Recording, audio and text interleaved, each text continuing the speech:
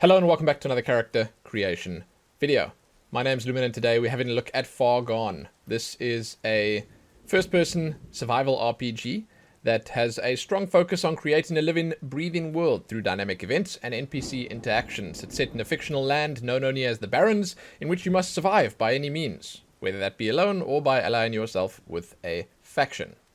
As mentioned, it's a first-person game, so while you don't see your character all the time, there are instances where you will see it pretty consistently in your inventory, as an example. So it does kind of matter what you look like. In this video, we're going to cover the basic character creation, so everything you can do when you first make your character, not so much the stuff that comes after in the game itself. With that said, if you want to discover more about the game, you can do a deep dive by following the links in the description, and if you want to jump between the different parts of this video, use the timestamps. Let's jump in. Let's make a character. First things first, you can enter a name, then you pick male, female, or neutral. Currently neutral doesn't work, doesn't really do anything, but male and female do, and the bodies, they look a little different. You can see. They have a slightly different physique, the face is a little different, but I'm going to say that the options are the same on both. I will, however, look at both of them. We're going to start with male, we'll go through all the options here, then we'll go to female, check the options out on that body as well. So, hair.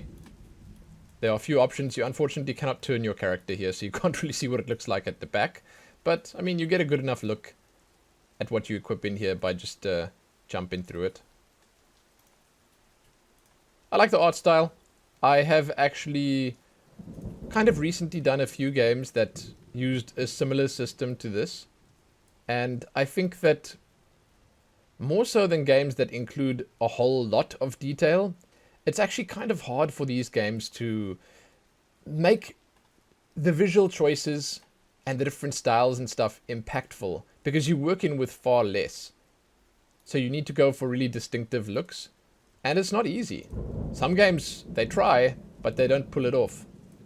This one, yeah, it looks pretty nice. You will notice that you are picking your hair color and your style in one. There's no separate color choice. And the whole game, right from the get-go here, is pretty like dark and dreary and gloomy. And that's the idea, right? So I kind of dig it. This is by far my favorite one. I love the goggles. But yeah, you got a decent amount of choices for the hair there. I'm going to take the hair off and we're going to look at the beards. You can also obviously see the male has the stubble here and the female doesn't. The beards look fantastic. And there are a lot of options. There are even some flecked with grey. Longer ones, shorter ones. Neater ones, tidier ones. It's kind of nice. I always feel like when you're checking stuff like this out and you see that there are more beards than hairstyles, it sort of gives you a look at who was making this game. The devs and the artists probably know what a good beard looks like.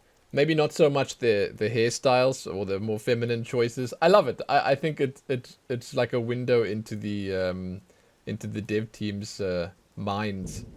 It's great. It's great. So there are a lot of good beard options here, and as I mentioned, there are some that are flecked with grey, where they add a little bit of color and stuff in. And if you sort of jump between these different options here, you can make some pretty cool looking characters. You know, you could probably make something that you're looking for, even though it is quite simplistic. There is enough here to make your character look unique, different, cool, you know? I like it. Again, however, because the options are the same on both male and female, you will obviously, you know, you might, let's rather say, struggle a little bit to find something that that looks slightly more feminine, especially if you can't turn the view, because there might be like a ponytail at the back there that you could potentially want on your lady character, and you wouldn't really know. But that's it for the males. We're going to move on to the females, see what they look like.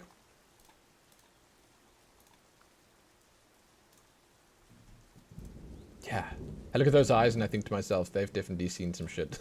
It's kind of crazy, actually.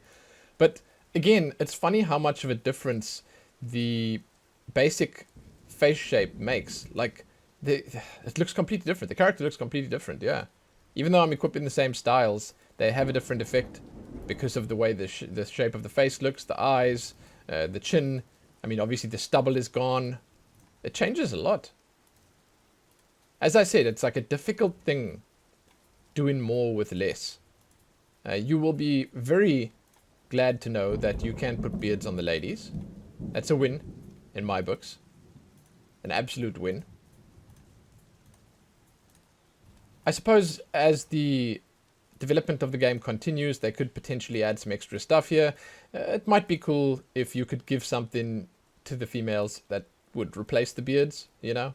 I don't know if I want to say like, hey, put some makeup or whatever in there. It doesn't really suit the theme of the game. I would go as far as to say even beards on ladies might suit the theme of the game more so than makeup. But hey, it's whatever. You know, you got the options. There are quite a few decent choices here. And if I'm being perfectly honest, you can make a nice looking female character. That's for sure.